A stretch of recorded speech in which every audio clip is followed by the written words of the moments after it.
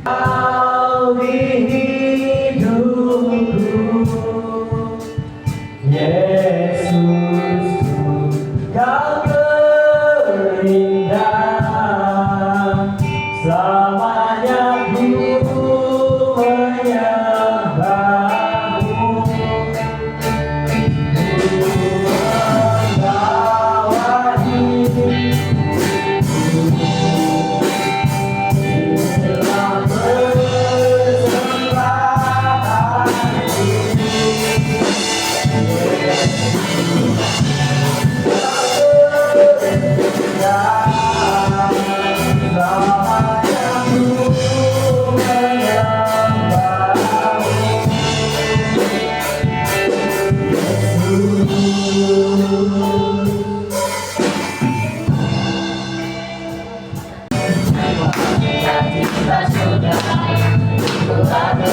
persembahan ini.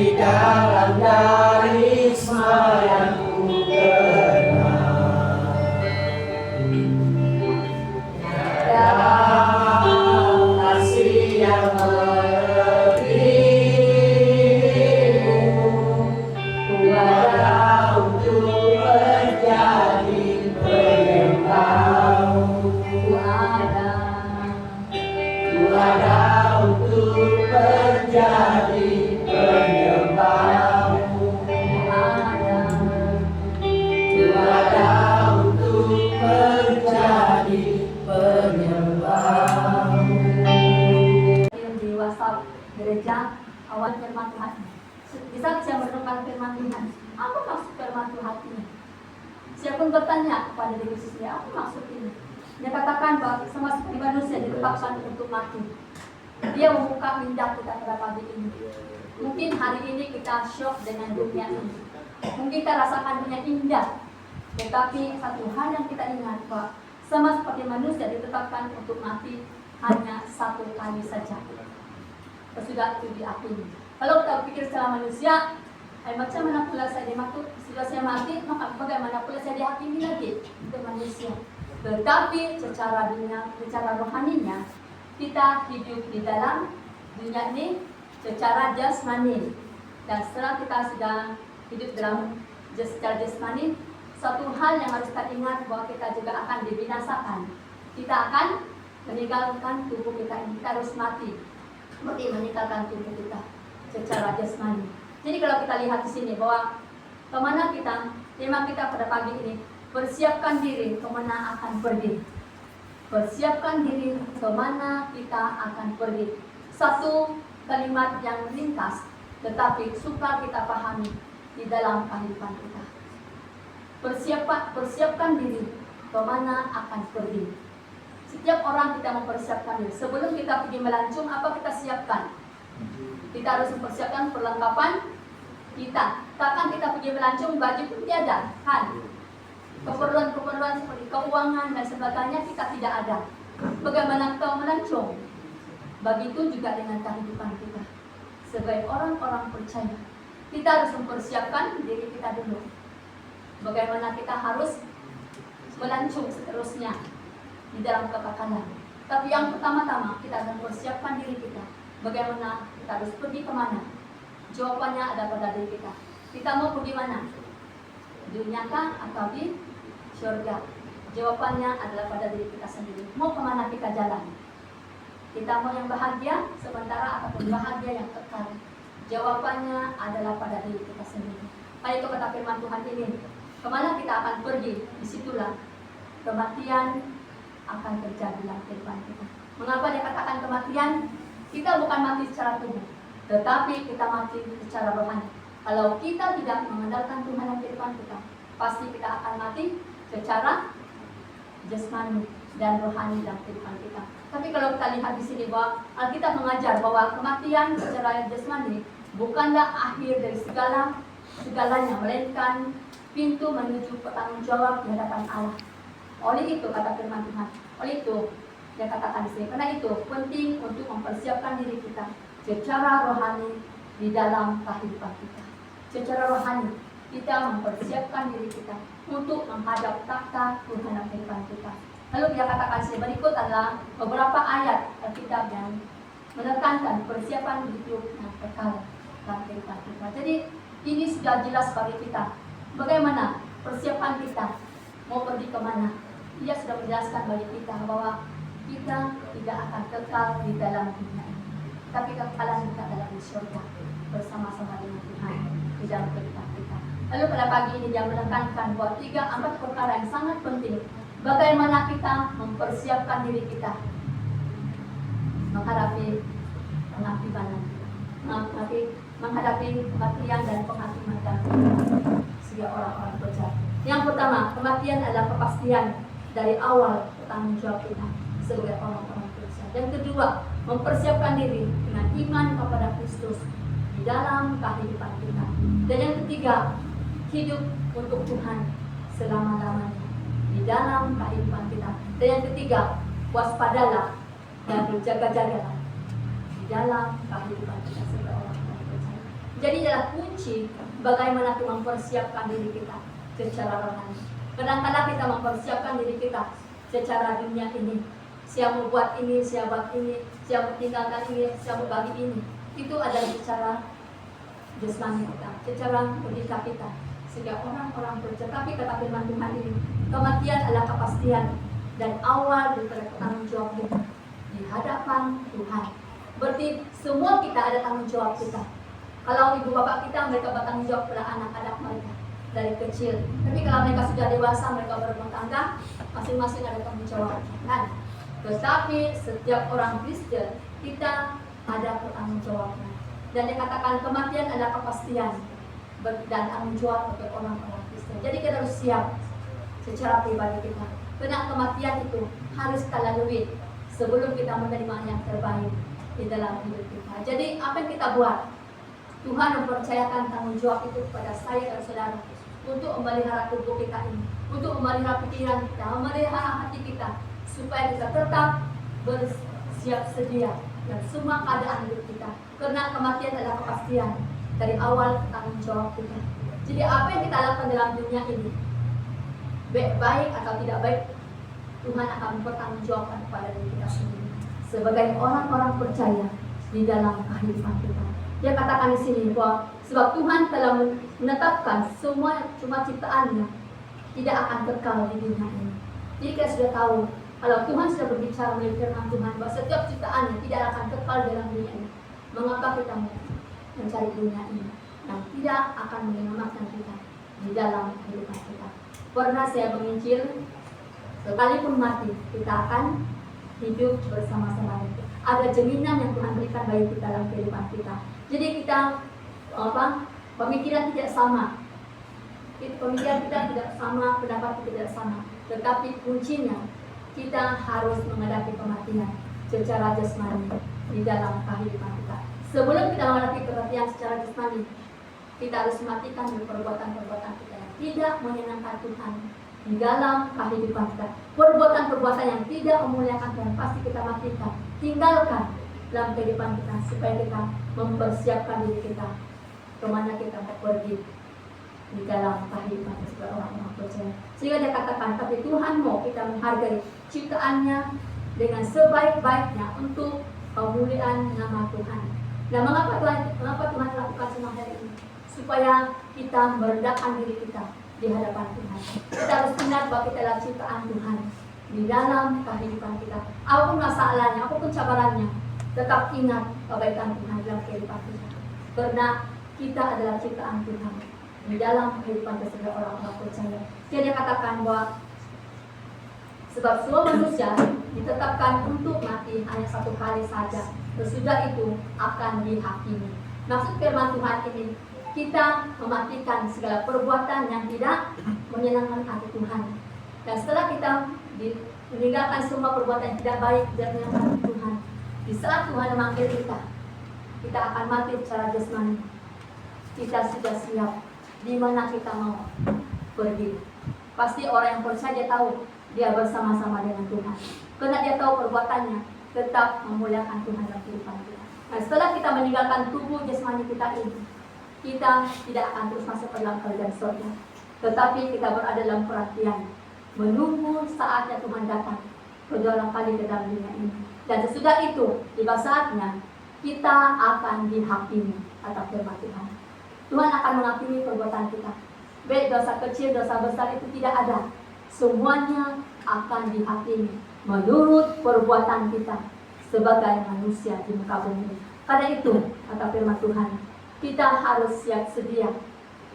Kita mematikan perbuatan tidak baik. Karena itu akan Tuhan bawa pada penghakiman saat itu. Jadi kita harus siap sedia. Kita pahami firman Tuhan ini. Dia katakan, sama seperti manusia ditetapkan untuk mati hanya satu kali saja. Dan sesudah itu dihakimi. Bagi orang-orang yang tidak mengandalkan Tuhan, bagi orang yang tidak percaya, dia akan mengalami kematian dua kali kan? Kan? Dia akan mengalami kematian 2 kali. Sudahlah dia mati secara jasmani, dia mati lagi secara rohaninya. Dan akhirnya dia kemana?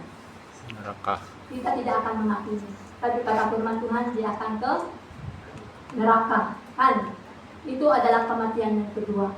Tetapi orang yang percaya, kita akan mengalami kematian yang pertama saja, secara tubuh jasmani kita ini. Dan sudah itu, roh kita akan bersama-sama dengan Bapa di surga. Jadi hari ini, di mana kita mau pergi? Tanya pada diri kita sendiri, mana saya pergi sekarang ya? Sudah saya melancung jauh pada dunia ini. Kalau kamu sudah melancung jauh, kembalilah kepada Tuhan. Dan ingatlah bahwa biar kita mati secara jasmani, tapi biarlah roh kita bersama-sama dengan Bapa di surga. Karena kematian 2 kali itu, dia akan menderita selama-lamanya di muka bumi ini. Kamu lihat khotbah minggu lalu, selamatkan orang di sekeliling mereka, mereka mati binasa oleh air bah itu kan, karena Nuh taat kepada Tuhan. Nuh taat melakukan apa yang Tuhan kehendaki dalam kehidupan dia. Dia menuruti segala perintah Tuhan, sehingga dia tidak akan mengalami kematian secara jasmani dan rohani. Karena Tuhan tahu dia adalah orang yang takut akan Tuhan dalam kehidupannya. Dan Tuhan tidak melihat siapa Nuh itu, tapi dia lihat hatinya. Nuh melihat imannya kepada Tuhan pada waktu itu, sehingga keluarganya diselamatkan daripada air bah pada waktu itu. Jadi kuncinya adalah ketaatan kepada Tuhan dalam kehidupan kita. Jadi sebab itu kita tahu sekarang ini, sebab kita akan menghadapi fakta pengadilan dan semua perbuatan kita sebagai manusia di muka bumi ini. Apa yang dikatakan dalam Amos 4 ayat ke-12 bagian B. Amos 4 ayat ke-12 bagian B. Dia katakan, bersiaplah untuk menemui alam air orang Israel. Tuhan memperingati Israel pada waktu itu, orang-orang di Israel. Tuhan memperingati mereka pada waktu itu, karena Tuhan telah memilih mereka. Tuhan telah memilih bangsa Israel sebagai umat pilihan Allah. Jadi kita lihat hari ini apa yang terjadi, yang boleh melawan kita. Kalau kita memilih untuk tetap bersama-sama dengan Tuhan, tidak ada yang boleh menggugat iman kita, karena Tuhan adalah pembela kita di dalam kehidupan kita. Kata kata firman Tuhan, dia katakan, bersiaplah untuk menemui Allah, ayat orang Israel. Berarti setiap saat kita harus bersiap. Dalam semua keadaan hidup kita harus siap sedia menghadapinya. Bukan hanya kita menghadapi hal-hal yang tidak baik di dalam kehidupan kita, tapi kita menghadapi hal yang tidak baik pun kita siap sedia dalam kehidupan kita. Sebab dikatakan di sini bahwa peringat kita sebagai umat yang takut akan Tuhan, kita siap sedia di dalam keadaan waktu hidup kita. Dan hal yang kedua, kita harus mempersiapkan diri kita dengan iman kepada Kristus. Kalau kita lihat dalam Yohanes 11 ayat yang ke-25 hingga yang ke-26, kamu lihat sendiri ya, ayat ini. Dia katakan di sini bahwa sebagai persiap orang yang sudah mati, mereka akan mati dalam Yesus, mereka akan dibangkitkan bersama-sama dengan Tuhan. Mengapa? Karena Yesus telah mati atas kayu salib dan dia telah mati dan dibangkitkan. Begitu juga kita hari ini. Kalau kita mati hari ini pun, kalau kita percaya kepada Tuhan, pasti kita juga akan dibangkitkan bersama-sama dengan Tuhan pada akhir zaman nanti. Jadi ingatlah, inilah tujuan hidup kita di muka bumi ini. Adalah Tuhan yang berkuasa atas hidup kita, sehingga orang-orang percaya. Dan ini janji Tuhan yang pasti bagi kita, bagi yang hidup bersama dengan Tuhan. Setiap orang yang percaya kepada Tuhan akan hidup walaupun ia sudah mati. Tuhan memberi harapan bahwa setiap yang mati tidak akan mati selama-lamanya. Percayakah kita akan hal ini? Ini pertanyaannya kepada kita. Kalau kita mati, percaya kita bersama-sama dengan Bapa di surga? Jawabannya adalah pada diri kita sendiri. Kan? Tidak ada yang boleh menjawab. Hanya kita dan Tuhan di dalam kehidupan kita. Karena itu mempersiapkan diri kita mulai hari ini sampai Tuhan datang kedua kali ke dalam dunia ini. Karena itu yang Tuhan mau kepada kita. Jadi katakan firman Tuhan, percaya kamu akan hal ini? Kau percayakah kalau kamu dibangkitkan bersama-sama dengan Tuhan? Percaya menurut iman kita masing-masing. Jadi kalau kita percaya, jangan pernah tinggal, jangan biarkan kepercayaan itu dibuat oleh dunia ini, tapi tetaplah percaya kepada Tuhan di saat apapun keadaan kita sebagai orang-orang percaya. Tadi pagi siang kita meminta baik-baik saja, tapi kalau badai datang tidak terima dengan rela hati, karena Tuhan mempunyai tujuan yang lebih indah untuk memurnikan iman kita, kata itu TikTok. Jadi kita harus mencari. Kami hamba Tuhan memerlukan juga dorongan. Pada TikTok ini ada yang baik, itulah kebaikan yang bagi kita di dalam kehidupan kita. Sebab dia katakan, percayakah kita akan hal ini? Jawabannya ada pada diri kita sendiri sebagai orang-orang yang percaya kepada Tuhan. Sebab pilihan yang tepat menentukan masa depan kita di dalam dunia ini dan juga di dalam kehidupan kita bersama-sama dengan Tuhan. di dalam kehidupan. Pilihan yang salah membuatkan kita jauh daripada Tuhan, membuatkan kita menerima hukuman bersama-sama dengan Tuhan. Jadi pilihlah pilihan yang terbaik untuk hidup kita masing-masing, untuk bersama-sama dengan Tuhan dalam kehidupan kita. Sampai dikatakan dalam Roma 10 ayat ke-9, bahwa jika kita mengaku dengan mulutmu bahwa Yesus adalah Tuhan dan percaya dalam hati bahwa kita telah dibangkitkan bersama-sama dengan Tuhan. Jadi pengakuan daripada mulut kita ini, kita mengaku bahwa Yesus adalah Tuhan dan selamat hidup kita pasti akan diselamatkan bersama-sama dengan Tuhan di dalam kehidupan kita. Melalui mulut kita, melalui hati kita, melalui perbuatan kita. Itu yang memastikan kita menerima janji Tuhan dalam kehidupan kita. Karena kita akan dibangkitkan bersama-sama dengan Tuhan.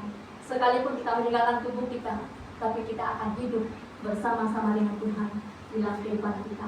Sehingga dia katakan di sini bahwa Allah telah membangkitkan Yesus dari antara orang mati, maka kita juga akan diselamatkan di dalam kehidupan kita sebagai orang-orang percaya. Sehingga dia katakan di sini hal yang ketiga, hidup untuk Tuhan. Semua kita mau hidup Tuhan. Pernah kita melakukan dengan taat, tanggung jawab kita sebagai orang-orang Kristen. Kalau kita tanya, kamu orang apa? Apa agamamu? Saya orang Kristen. Seringkali kita ditanya.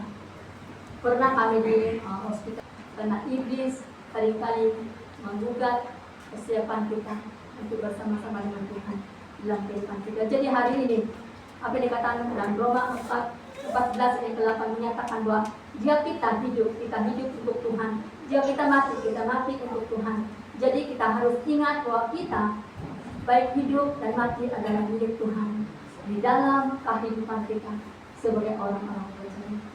Jadi ini satu keindahan bagi kita menjadi orang-orang Kristen. Kita tidak sia-sia ikut Tuhan karena ada jaminan di dalam hidup kita sebagai orang-orang percaya. Sekalipun mati secara jasmani, tapi roh kita akan bersama-sama dengan Tuhan dalam kehidupan kita. Dan semua kita adalah rindu untuk menikmati kemurahan dalam kehidupan kita. Tapi kuncinya hidup untuk Tuhan adalah harus berjerih payah dalam kehidupan kita.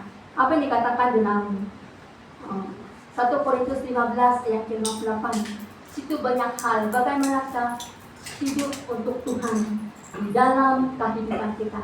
Ini mungkin ayat yang selalu kita ingat, kita hafal.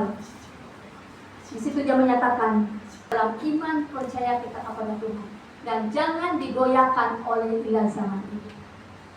Jangan digoyahkan oleh ilah zaman ini. Dan jangan kita digoyahkan oleh kena pemikiran kita, oleh kena hati kita, oleh kena kekhawatiran kita, kebimbangan kita. Sebenarnya bukan dari luar, tetapi ancamannya daripada diri kita sendiri. Bagaimana kita menangani hidup kita ini dengan sebaik-baiknya di dalam kehidupan kita sebagai orang-orang percaya. Kunci yang pertama, berdiri teguh dan jangan goyah. Dan yang kedua, giatlah selalu dalam pekerjaan Tuhan di dalam kehidupan kita. Jadi dua hal yang sangat penting. Yang pertama harus kita lakukan, giatlah selalu dalam pekerjaan Tuhan. Ini yang kita mau lakukan dalam kehidupan kita sebagai orang-orang percaya. Selagi kita dalam dunia ini, kita memerlukan iman. Dan iman terus kuat dan tidak digoyahkan oleh hal-hal di dalam dunia ini. Tetapi kita tetap berdiri teguh dalam iman percaya kita bersama-sama dengan Tuhan di dalam kehidupan kita. Jangan digoyahkan iman kita ini. Selagi Tuhan belum datang, selagi kita bertahan, apapun cabarannya, apapun masalahnya, tetaplah berpegang teguh kepada Tuhan di dalam kehidupan kita, supaya kita tetap berdiri teguh dan tidak digoyahkan oleh situ dan sana ini. Dan sebab dikatakan di sini, giat dalam hal yang kedua, giatlah selalu dalam pekerjaan Tuhan. Selagi kita dalam dunia ini, selagi itu kita melayani. Jangan pikir melayani itu hanya berkhotbah, hanya memimpin. Tapi pelayanan kita adalah pelayanan yang sangat luar biasa, adalah mendoakan orang-orang di sekeliling kita, mendoakan keadaan dunia sekarang ini. Itu adalah tanggung jawab kita. Itu adalah pelayanan yang luar biasa, yang tidak dilihat oleh orang, tapi dengan iman kita kepada Tuhan, melalui doa kita untuk orang lain, Tuhan akan memberkati kita. Jadi hari ini, mari kita melihat tanggung jawab kita sebagai orang-orang Kristen. Karena dia selalu dalam pekerjaan Tuhan. Jadi persekutuan dengan Tuhan juga sangat penting bagi kita. Kita mempunyai persekutuan dengan Tuhan. secara pribadi. Kita mempunyai persekutuan bersama-sama dan ibadah kita, supaya kita saling menguatkan di antara satu dengan yang lain, supaya kita hidup untuk Tuhan setiap keadaan hidup kita sebagai orang-orang percaya. Jadi dia katakan dalam Filipi 1 ayat yang ke-21, karena bagiku hidup adalah Kristus dan mati adalah keuntungan. Ini adalah Rasul Paulus sendiri menyatakan, bahwa dikatakan bahwa kematian dikatakan di sini, bahwa kata itu adalah Kristus, dan Kristus telah mati untuk dia, dan dia juga harus mati untuk Tuhan di dalam kehidupan kita. Kadang-kala kita banyak masalah, baguslah diterima. Kalau budak-budak, karena bagiku hidup adalah Kristus dan mati adalah keberuntungan. Maksudnya, setiap orang hidup dalam Kristus, sekalipun dia sudah mati, pasti dia menerima keuntungannya, karena dia ada jaminan baik di dunia maupun di surga. Dia ada sedang hidup yang Tuhan sediakan dalam kehidupan kita. Jadi jangan kita pikirkan kalau ada masalah, kalau kita sakit, nah berat betul sakit saya ini, kali mau mati sudah. Tapi ingatlah, sekalipun kita mati, itu adalah satu keberuntungan, karena kita sudah memiliki Yesus yang luar biasa di dalam kehidupan kita. Beri kemuliaan kepada Tuhan. Yang luar biasa di dalam kehidupan kita. Sekalipun kita mati untuk Tuhan. Itu adalah keberuntungan bagi kita ikut Tuhan di dalam kehidupan kita sebagai orang-orang percaya. Tapi dalam hal yang keempat, dia katakan di sini sebagai penutup firman Tuhan kita pada pagi ini, dia katakan waspadalah dan berjaga-jagalah, kata firman Tuhan ini. Dalam Matius 24 ayat yang ke-44. Sebab itu hendaklah kamu juga siap sedia, karena anak manusia datang pada saat yang tidak kamu duga. Ya, sekali lagi. Sebab itu hendaklah kamu juga siap sedia, karena anak manusia datang pada saat yang tidak kamu duga. Jadi firman Tuhan ini mengingatkan kita pada pagi ini, waspadalah dan berjaga-jagalah, kata firman Tuhan.